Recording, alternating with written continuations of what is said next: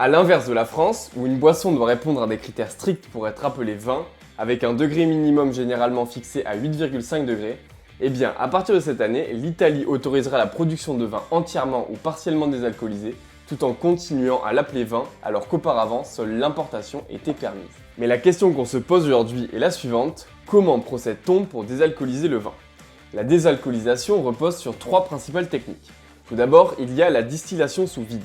Elle est réalisée à basse température, donc environ 30 degrés, pour préserver les arômes. Elle se déroule en 2 étapes.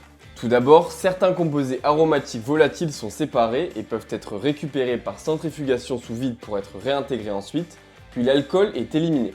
Cette technique permet une désalcoolisation complète tout en conservant au mieux les arômes. Ensuite, on trouve l'osmose inverse. Le vin est mis en contact avec un flux d'eau, séparé par une membrane spéciale qui ne laisse passer que l'alcool. Celui-ci migre alors vers le liquide à concentration inférieure en alcool, permettant son extraction progressive, mais il est difficile et coûteux de désalcooliser complètement le liquide. Enfin, il y a l'évaporation sous vide. En abaissant la température d'évaporation, on élimine l'alcool tout en conservant l'eau et une grande partie des composés aromatiques. On peut ainsi réduire simplement le degré d'alcool jusqu'à environ 5%.